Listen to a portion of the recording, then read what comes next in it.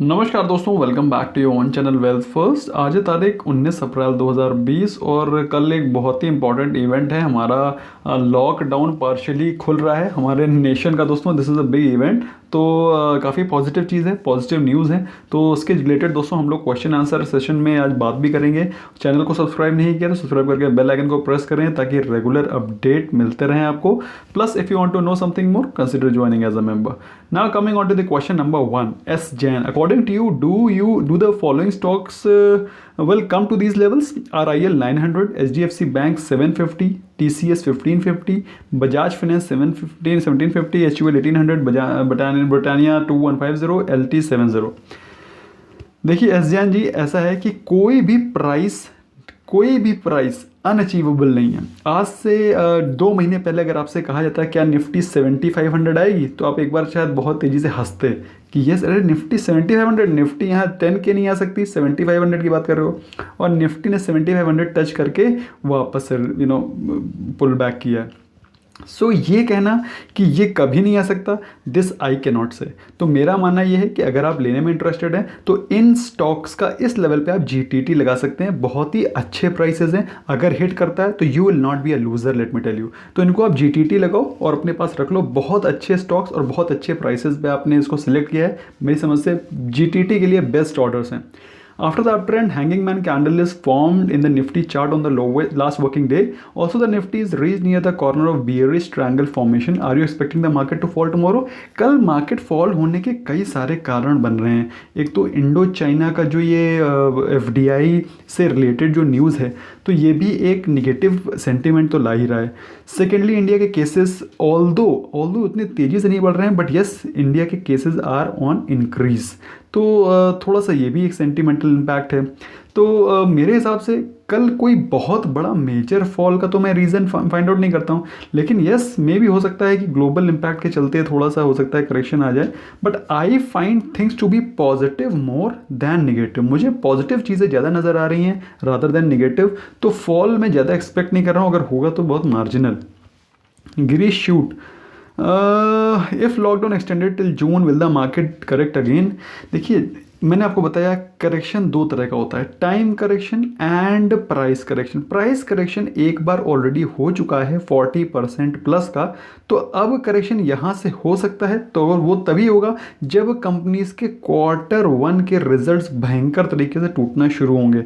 तो ये क्या है? ये है टाइम करेक्शन। प्राइस करेक्शन तो ऑलरेडी हो चुका, अभी यहाँ से कितना करेगा? हो सकता है मे बी 10% 20% मोर। तो maximum what Nifty can fall according to me is 6K, maximum it can fall to 6K, जो कि मैं एक्सपेक्ट नहीं कर रहा हूँ इन शॉर्ट टर्म। लेकिन लॉन्ग टर्म में हो सकता है, कुछ भी हो सकता है। बट अगर एक्सटेंड होता है तो ऑफकोर्स इसके नेगेटिव इम्पैक्ट पड़ेंगे। रिसेशन बहुत ही तेज़ी से इम्पैक्ट करेगा, तो उसके ऑफकोर्स नतीजे बहुत नुकसानदायी हो सकते हैं। So as of now things are going positive. अभी चीज़ें अच्छी हो रही हैं, पीपल आर रिकवरिंग। केसेस उतनी तेज़ी से बढ़ नहीं रहे हैं अभी लॉकडाउन में, अभी केसेस थिंग्स हैव इम्प्रूव्ड। तो मेरे हिसाब से things are not as bad, है ना। तो ज़्यादा करेक्शन का इंतजार मत करिए, जो चीज़ अच्छे प्राइस में मिलती है लेते जाइए। Gold member here, love this video contain lots of information. अच्छा, आज मैंने एक वीडियो बनाने की कोशिश करी थी, उसमें मैंने ऑप्शन चेन एनालिसिस के कुछ इंपॉर्टेंट एस्पेक्ट कवर करे हैं। ऑल्दो ऑप्शन चेन में कई सारी चीज़ें होती हैं, वो मैं आगे भी कवर करूंगा, बट इंपॉर्टेंट पॉइंट्स को मैंने उसमें हाईलाइट करने की कोशिश करी है in very simple language. Solar industry ठीक स्टॉक है, अच्छा स्टॉक है, लेकिन मेरे को समहाउ ये सेक्टर पसंद कम है। तो if you are holding it, you can continue holding it. L&T Finance बहुत ही अच्छा स्टॉक है, लेकिन अभी रियल स्टेट और NBFCs दोनों के ऊपर थोड़ा सा चोट लग सकती है, इसलिए इस स्टॉक को अगर थोड़ा सा अवॉइड आप करेंगे तो बेहतर रहेगा। एंड हीरो मोटरकॉर्प का मैंने ऑलरेडी भी कवर किया है, it's a good stock, you can hold it. अगर आपने होल्ड किया हुआ है, you can continue holding it. Swayam Agrawal, I have recently started watching and liking your sense of knowledge. I am a beginner. Want to know about Zeal and Algae industry? भाई Zeal और Algae तो ये अलग अलग industries हैं। Algae की मैं ज़्यादा कमेंट नहीं करूँगा। Zeal पे बताना चाहता हूँ कि अगर आप इसमें इन्वेस्टेड हैं तो फिर आप इसको एग्जिट करिए राइस पे, क्योंकि मुझे इस इंडस्ट्री का फ्यूचर बहुत ही ब्राइट नहीं दिख रहा है। स्पेशली जो डिश टीवी और ये जो नेटफ्लिक्स का वॉर चल रहा है, उसमें ये सारे के सारे साइड में ही बेचारे परेशान होंगे। बिकॉज नेटफ्लिक्स, डिज्नीज, ये सब जो अपने कंपोनेंट्स ला रहे हैं, उससे जो कंटेम्प्रेरी टेलीविजन सिनेमा है, that is going to be hampered too much. तो please don't be over excited with zeal, but yes if you are invested, अगर आपने इन्वेस्ट कर रखा है तो होल्ड करिए, जब ऊपर जाता है तभी निकलिएगा। Can I make a process of buying and selling any stock in intraday twice? Of course you can. आप किसी स्टॉक को यहाँ मतलब नीचे से बाय करके ऊपर सेल कर सकते हैं, और ऊपर आपको लग रहा है यहाँ से रिटर्न करना शुरू कर रहा है तो यहाँ फिर से सेल कर दीजिए और यहाँ पे फिर से बाय कर लीजिए। Why not, definitely you can do that. Hello बस, इक्विटी में ट्रेड करने में ज़्यादा प्रॉफिटेबल है या एफ.एन.ओ में? एफ.एन.ओ में ऑफ कोर्स, एफ.एन.ओ, आपने प्रॉफिटेबिलिटी के बारे में बात करी ना, तो एफ.एन.ओ में। लेकिन एफ.एन.ओ क्या है? टेक्निकल है। As it is share market में ट्रेडिंग ही टेक्निकल है, और उस टेक्निकल का भी एक एक्स्ट्रा कंपोनेंट ऊपर आ जाता है एफ.एन.ओ। तो अगर आपको आता नहीं है तो कृपया करके मत करिए, और अगर आता है तो प्रॉफिटेबिलिटी एफ.एन.ओ की अनमैचेबल है।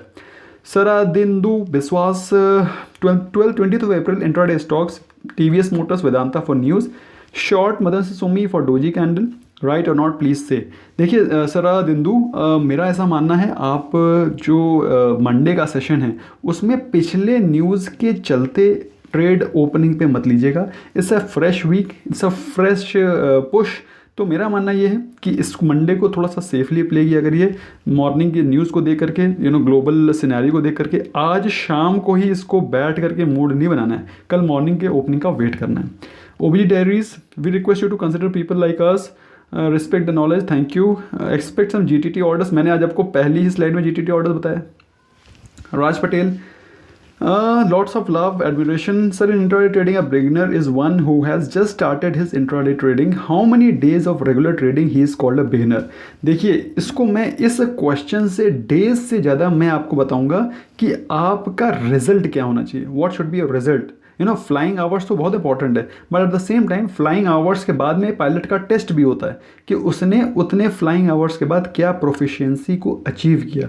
तो मेरा मानना यह है कि अगर आप if you are able to make at least 50% of your trades in positive, मतलब 50% आपके जो ट्रेड्स हैं वो पॉजिटिव हैं, and overall you are positive, overall positive है, then you are a good trader. Let me tell you, if you are able to make 70% plus trades as profitable, 70% of the trades, total trades profitable, and you are able to earn quite a good sum of money, then you are an experienced trader. बाकी 50% से नीचे अगर आपके trades hit नहीं हो रहे हैं, तुक्के में चल रहे हैं, और आपका पैसा नहीं बन रहा है, और आपका लॉस में जा रहे हैं, और प्रॉफिट नहीं बना पा रहे हैं, तो of course you are a beginner. तो आप उसमें थोड़े थोड़े कैपिटल में ही ट्रेड करिए और इसको लर्न करिए, और बाकी इंटरमीडिएट और मैंने एक्सपीरियंस ट्रेडर आपको बता दिया। I should be able to clock at least 70% of your trades positive with overall sum of money in positive. Hello sir, do you think that market has bottomed out? Market का एक bottom तो बन चुका है, I've already told you 7500, और अगर उसके बाद उसने 8650 तोड़ा तो ही वो नीचे जाएगा, वरना फिर 8650 के ऊपर है तब तक आपको चिंता करने की ज़रूरत नहीं है। क्या इसमें FMCG और फार्मा में स्विंग ट्रेडिंग कर सकते हैं? ये तो लेट हो गए आप, फार्मा में तो आप लेट हो गए, फार्मा में आप 15 डेज लेट हो गए हैं, तो अब स्विंग ट्रेडिंग का कोई मतलब नहीं बनता फार्मा में। और FMCG तो ऑलरेडी अब FMCG तो बहुत ज़्यादा ओवर वैल्यूड हो गया है। तो मेरा मानना है इन दोनों सेक्टर से आप थोड़ा सा दूर रहेंगे तो बेहतर रहेगा। बैंक निफ्टी एनालिसिस का वीडियो बनेगा, आप बिल्कुल परेशान मत होइए पॉटर जी। सर आपके कोर पोर्टफोलियो में कौन से स्टॉक्स हैं? मैंने बताया हुआ 3 स्टॉक्स ऐसे हैं जिनको मैं कभी नहीं बेचता, HUL, HDFC bank and TCS। इनको मैं कभी भी नहीं छेड़ता, कभी भी बेचता नहीं हूँ। तो these are my portfolio stocks which are hardcore. Can we pledge our shares to get loan from banks? Of course, yes. There are some banks which take your shares as collateral. What are the green and red candles in volume in Zerodha and what it tells? अगर candle बड़ी बन रही है और red बन रही है तो इसका मतलब क्या है कि उस प्राइस पे हैवी सेलिंग हुई है, तो इसमें सेलर ज़्यादा हैं, बायर कम। और वहीं उसके बगल में ग्रीन कैंडल उतनी बड़ी बनती है तो इसका मतलब क्या है कि इसमें उतनी ही वॉल्यूम में ट्रेडिंग हुई है, लेकिन अगर ये ग्रीन बनती है तो इसका मतलब ये है कि इसमें बायर्स ज़्यादा हैं और सेलर्स कम। इसमें सेलर ज़्यादा थे, buyers come. Sir, in which you have more confidence, intraday, swing trade or positional trade? I have confidence in all of them because I have confidence in myself. If you have confidence in yourself, you will be confident in any kind of trading. तो intraday trading कोई बहुत बड़ी महाभारत नहीं है। Intraday trading के लिए आपको सिर्फ क्या आना चाहिए, स्टॉक का सिलेक्शन। अगर आपके पास स्टॉक का सिलेक्शन सही है तो 90% काम ऑलरेडी हो चुका है। अब 10% काम बचता है एग्जीक्यूशन का, सही समय पे एंट्री, सही समय पे एग्जिट, और वो नहीं कर पाए तो फिर 90 क्या, फिर तो कोई फ़ायदा नहीं है। सर IRCTC के चार्ट में 800 to 900 के प्राइस के पास मूवमेंट नहीं आ रही है, फिर अचानक वॉल्यूम आ गया, ये ऑपरेटर घुस गए थे इसमें या कोई न्यूज़ मिली थी। न्यू टैक्स ब्रैकेट में 5 लाख तक की इंट्राडे में कोई प्रॉफिट करता है 1 साल में, तब कोई टैक्स नहीं देना, उसे right under speculative income.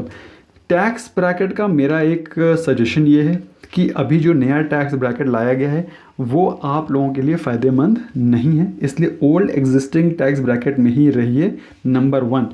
Number 2, old existing tax bracket का मैंने ऑलरेडी वीडियो बनाया हुआ है कि उसमें क्या क्या इनकम, क्या क्या स्पेकुलेटिव इनकम है, क्या आपकी शॉर्ट टर्म इनकम, कैसे लॉन्ग टर्म इनकम को किस प्रकार से उसको आप हार्वेस्ट कर सकते हैं, टैक्स हार्वेस्टिंग कर सकते हैं, उसका डेटा भी मैंने वीडियो में दिया है। Just go and have a look, that is an important video.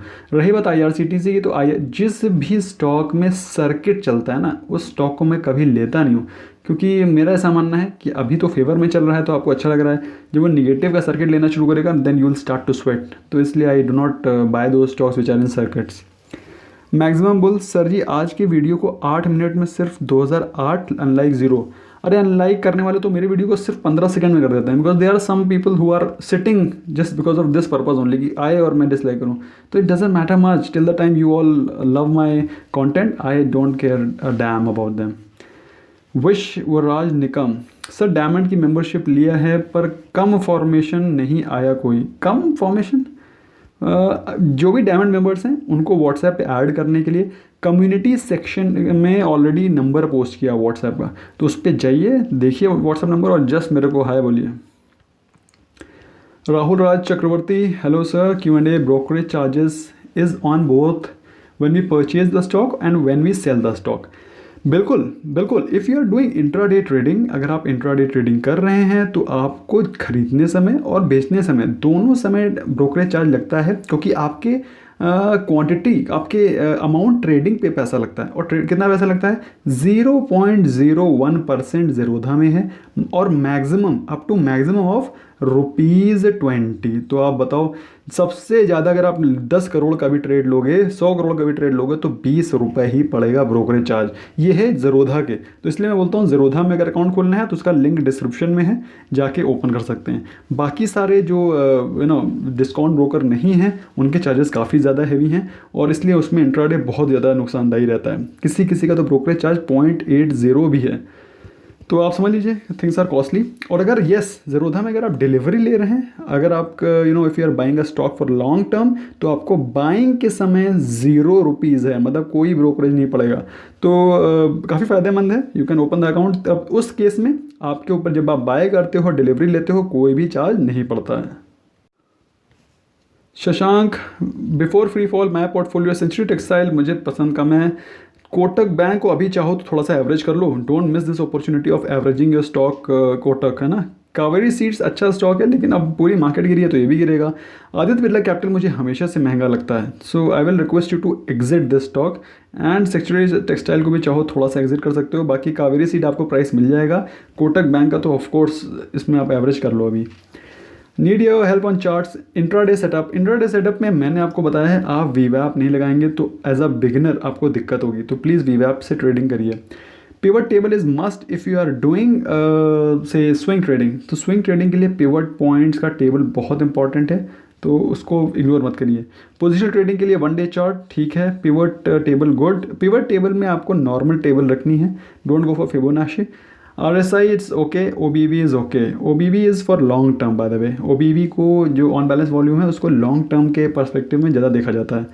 Vaibhav sir जो पार्शियल लॉकडाउन खोला है कल, उस पर निफ्टी ऊपर जा सकती है? मुझे तो things I find things are going positive. मैं तो काफ़ी पॉजिटिव लग रहा हूँ भाई, मुझे तो चीज़ें अच्छी सुधरती नज़र आ रही हैं। अदर दैन ये चाइना का जो फियास्को हुआ है वो कुछ थोड़ा सरप्राइजिंग एलिमेंट है, बाकी things are looking fine to me till the time China doesn't retaliate और वो भी कुछ अपने तरफ से कुछ नया ना निकाले, तो तब तो ठीक है। अगर वो कुछ नया निकाल लेता है तो फिर देखना पड़ेगा भाई, क्या कर सकते हैं।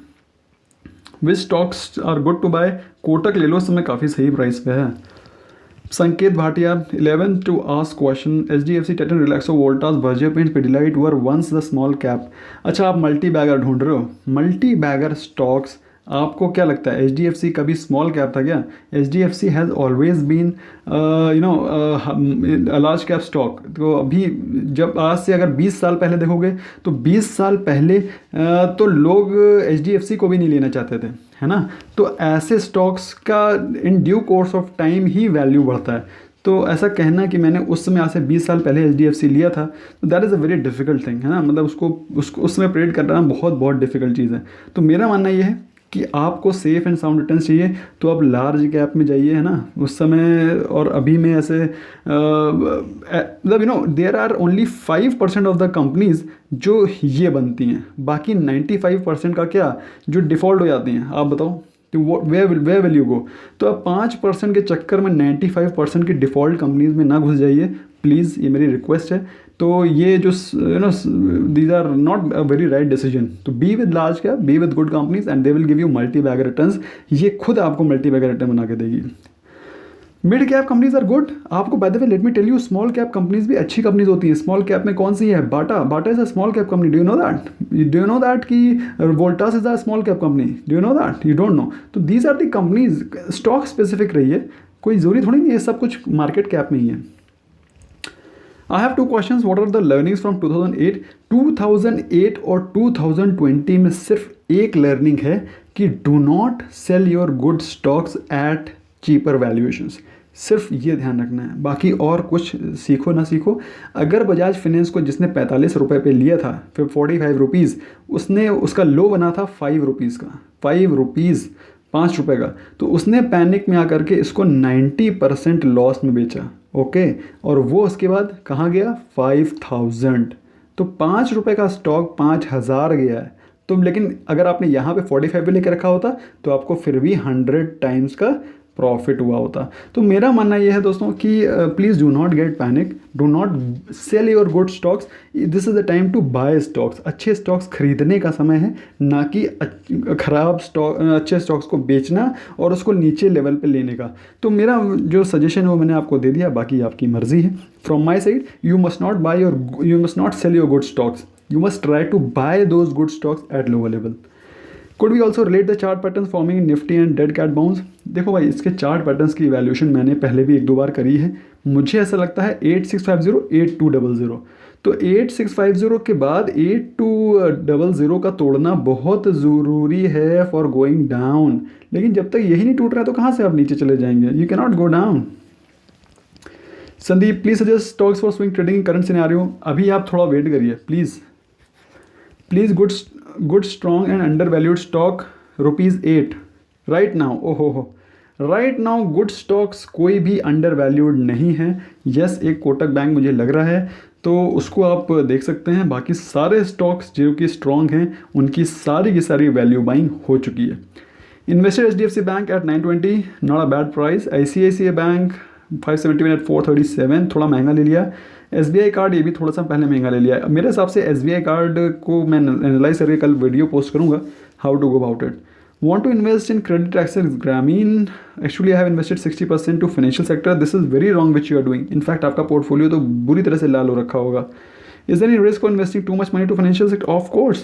You must not have more than 20% sectoral allocation in any sector. चाहे FMCG हो, चाहे वो IT हो, चाहे वो financials हो। Sandeep, shares like Affle India is hitting upper circuit every day. If I place an AMO the following day upper circuit price, is there any possibility of getting the order executed? जब upper circuit लगता है तब trading बंद हो जाती है। तो आप चाहे upper circuit पे लगा लो, चाहे जहाँ पे लगा लीजिए, जब ट्रेडिंग ही बंद हो जाएगी तो कहाँ से मिलेगा?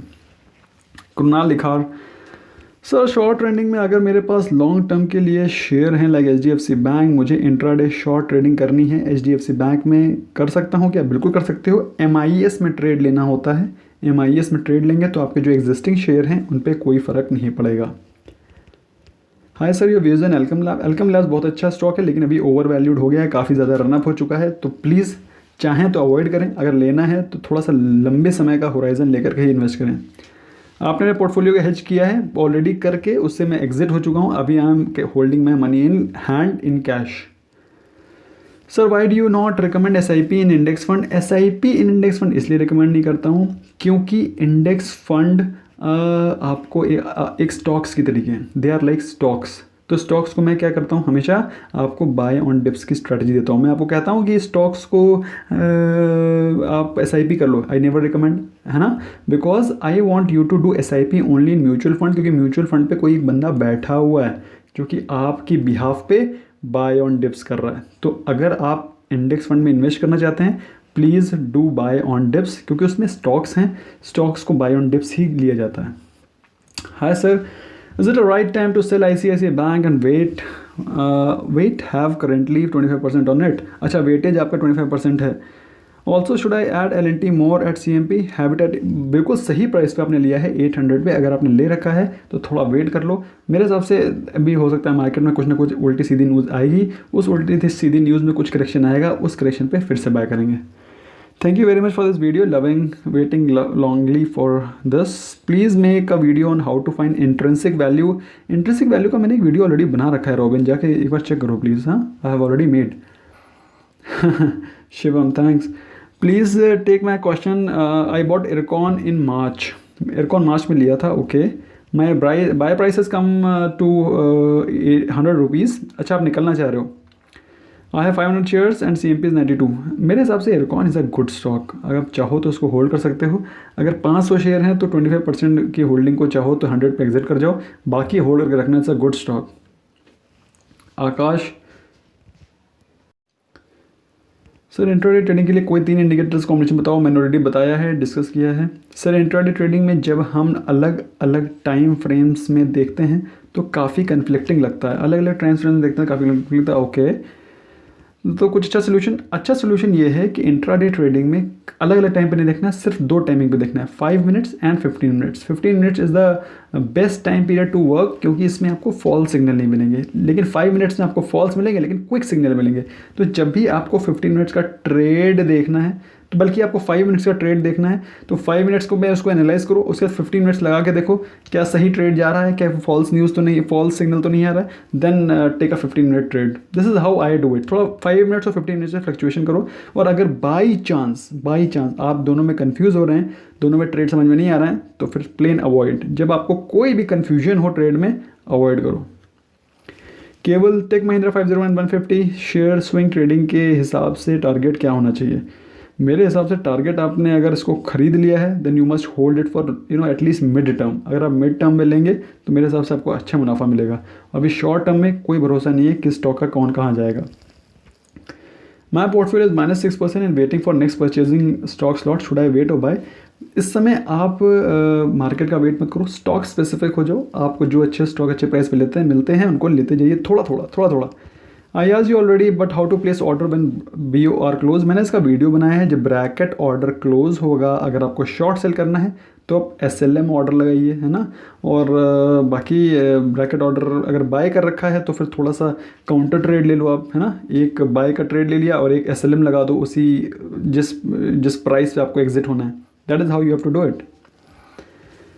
Krishna Kanhaiya Lal, daily Q&A, seeing present condition why market is going up? Market is going up because things are positive. मुझे तो कुछ नेगेटिव दिख नहीं रहा अपने अराउंड। कल से लॉकडाउन खुल रहा है, थिंग्स आर गोइंग फाइन और सब कुछ अच्छा है। इनफैक्ट इतना खास ख़राब कोविड के चक्कर में हुआ भी नहीं है चीज़ें, है ना। Things are okay, we are not suffering like Italy और US। It may correct back to 7500, nobody can say कि इट विल नॉट, बट मुझे चीज़ें ठीक लग रही हैं और अगर करेक्ट होंगी तो मैं और लूँगा यार। I am waiting for 7500 but लेकिन मैं वैल्यू बाइंग कर रहा हूँ। Let me tell you, I am going to buy HDFC Kotak bank अगर कल गिरता है वो।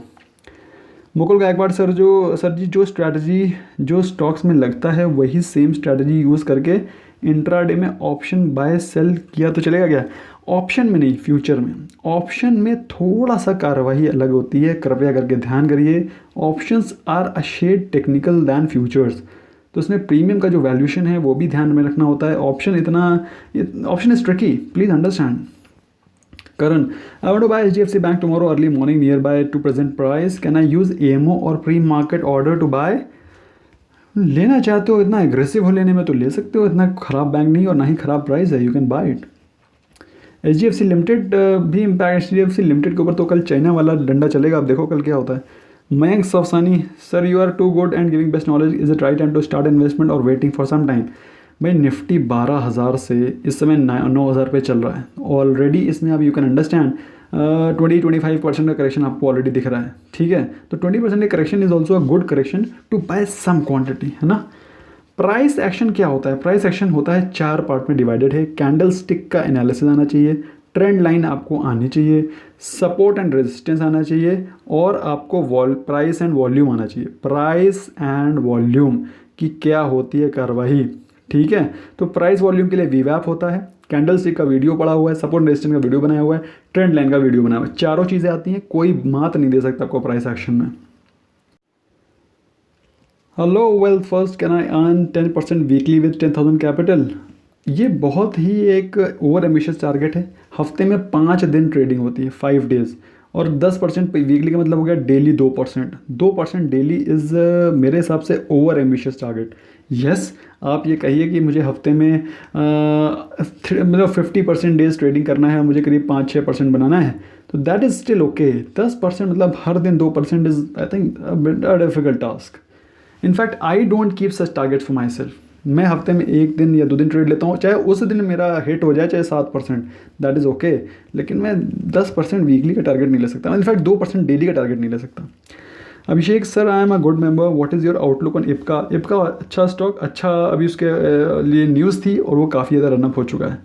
Can I accumulate Voltas? Yes. IGL no. SBI card yes. SBI card थोड़ा और गिर जाएगा तो और मज़ा आएगा, प्लीज़ मैं थोड़ा सा चाह रहा हूँ इसे थोड़ा सा और गिर जाए, 500 के नीचे आ जाए एटलीस्ट। हेलो वेलफर्स्ट, can you buy Apple? Although मैं SBI कार्ड की एनालिसिस कल पोस्ट करूँगा और एग्जैक्ट बताऊँगा कि ये कितना जा सकता है, क्या सही प्राइस है, क्या इसका टेक्निकली क्या सही प्राइस लग रहा है, वैल्यूएशन के हिसाब से क्या सही प्राइस लग रहा है, सब कुछ एनालिसिस होएगी कल, भयंकर। Can you value by Apple and PVR? PVR को कब बताया था मैंने लेने को, और जब वो 1,000 मैंने कहा था 1,000 के नीचे जाएगा तब लेना, वो 1,000 के नीचे शायद 1 या 2 ही दिन रहा था। डरोना स्टॉक है, this was a part of डरोना stock. Hello sir, what message will you give to your 19-year-old audience? 19-year-old audience के लिए मैं कह रहा हूँ कि आप whatever you save, Madhur Mongia, whatever you save is going to be so much effective in times to come that you will not able to believe. अगर आप 1,000 रुपये अभी सेव कर रहे हो ना, then do you know what will this price be after 40 years when you retire? मैं अभी आपको बताता हूँ। तो मान के चलता हूँ कि आपने सिर्फ 1,000 रुपये सेव करना शुरू किया है हर महीने, और 15% के returns are very very much achievable. अगर म्यूचुअल फंड में लगाओगे तो भी मिलेंगे 15%, और स्टॉक्स में लगाओगे तो भी इससे ज़्यादा रिटर्न मिलेंगे। और आपने बताया 19 ईयर्स की एज है, 60 साल में रिटायर होगे तो 41 ईयर्स हैं आपके पास। तो देखते हैं कितना पैसा मिलेगा सिर्फ 1,000 रुपये सेव करने में। तो हम करते हैं calculate, and you will be surprise to know कि आपको रिटायरमेंट में मिलेंगे, यू विल गेट 3,64,00,000। जो आप 1,000 रुपये आज सेव कर रहे हो, वो 3,64,00,000 रुपये का कॉर्पस आपको मिलेगा। हो सकता है इन्फ्लेशन का इसमें फ़र्क पड़ेगा, बट ये मैं आपको बता रहा हूँ, कॉर्पस क्रिएशन में 1,000 रुपये जो आज आप सेव कर रहे हो, 3.5 करोड़ की वैल्यू होगी। तो दोस्तों, this is something which is phenomenal. So keep saving, this is going to help you a lot in future. Ganesh, where the units purchased under different mutual funds are stored in Demat or any other account? If any AMC is closed due to some reason, how are we supposed to regain? अच्छा देखिए, ये अगर आपने mutual fund से कोई units ली हैं तो mutual funds के पास आपके जो AMC है उसके पास सेफ हैं, पहली चीज़।